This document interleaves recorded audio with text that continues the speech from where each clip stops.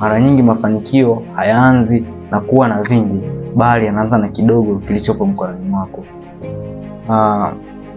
Najaribu kukumbuka maisha ya Musa kwa sababu Musa aliposimama mbele ya bahari akiwa na changamoto kubwa mbele yake, hakukuwa na silaha za kisasa na hakukuwa na teknolojia aina yoyote ile, hakukuwa na silaha za kijadi na dhana nyingine kadha wa kadha ambazo tulizonazo leo hii.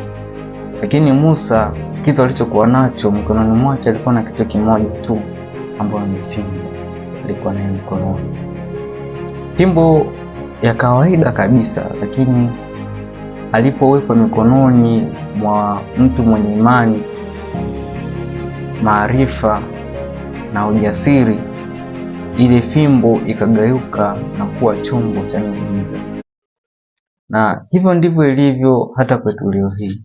Kwani huenda kuna mtu ambaye unakuta huna mtaji mkubwa lakini una akili, unakuta hauna vifaa vya gharama lakini una ujuzi, huenda hauna msaada mwingi lakini una muda wa bidii. Na hivi ndivyo fimbo yako inavyoweza kufanya kazi.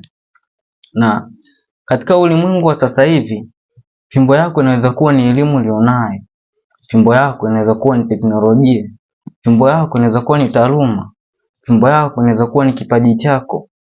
Lakini ukivitumia kwa nidhamu, ubunifu na kujifunza kila siku, vinaweza kufungua milango ambayo ulidhani imefungwa.